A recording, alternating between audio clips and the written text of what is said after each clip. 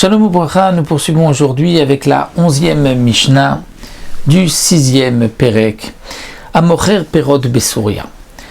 Celui qui vend des fruits en Souria, en Syrie. Syrie a un statut un peu particulier, parce que ce n'est pas vraiment Eretz Israël, mais c'est des terres que David Ameler avait conquis, comme Aram Neharaim Aram Tsova, et puisque au moment où David Ameler avait conquis ces terres, Eretz Israël n'avait pas été complètement conquise par le Ham Israël, donc il ne pouvait pas donner la sainteté de la terre d'Israël à ces terres conquises, donc de Syrie.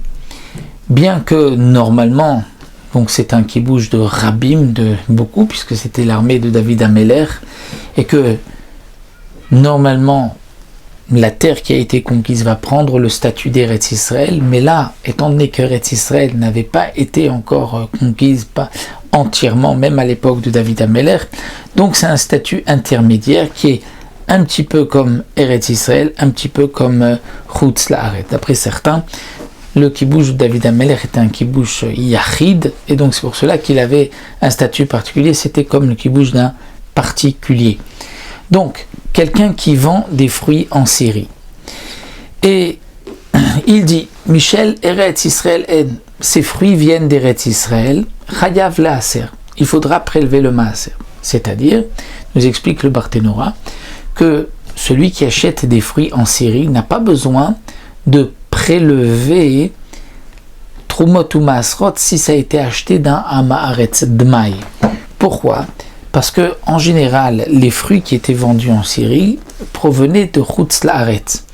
Donc, lorsque je vais acheter des fruits en Syrie d'un Hamaharetz, et normalement on doit prélever, lorsqu'on achète d'un Hamaharetz, on ne sait pas s'il a fait des prélèvements, donc on doit prélever parce que c'est Dmaï.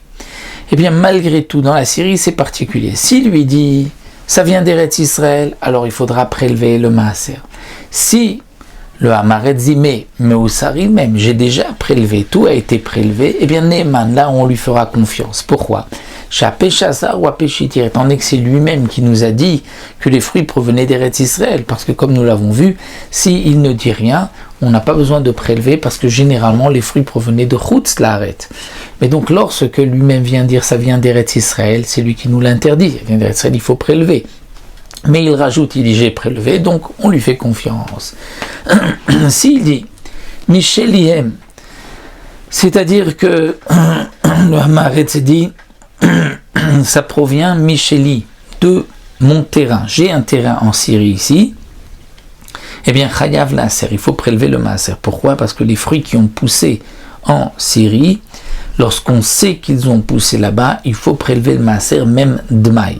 C'est lorsqu'on ne sait pas et qu'on a acheté d'un Hamaharetz, alors on dit on n'a pas besoin de prélever parce que certainement ça vient de Chutz La'aretz. Mais si on sait que ça vient d'ici, il faut prélever. Donc le Hamaharetz me dit c'est de mon jardin d'ici, je dois prélever. Mais s'il rajoute Meusari men, ils ont été déjà Meusari, j'ai fait le prélèvement qu'il fallait, eh bien Neeman, on le croit aussi. Pourquoi ? Shapeshasa ou Apeshitir, c'est le même principe. S'il nous avait rien dit, on n'a pas besoin de prélever.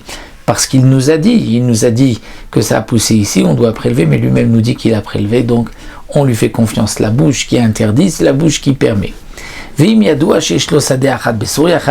si on savait que ce vendeur avait un champ en Syrie, donc là on doit prélever le Maaser, et on ne pourra pas lui faire confiance même s'il dit que j'ai prélevé. Pourquoi ? Parce que dès que l'on sait qu'il a un terrain, donc il n'y a plus de Hapéché Assar. Je sais qu'il a un terrain, donc certainement qu'il a amené ses fruits de ce terrain, donc il faut prélever.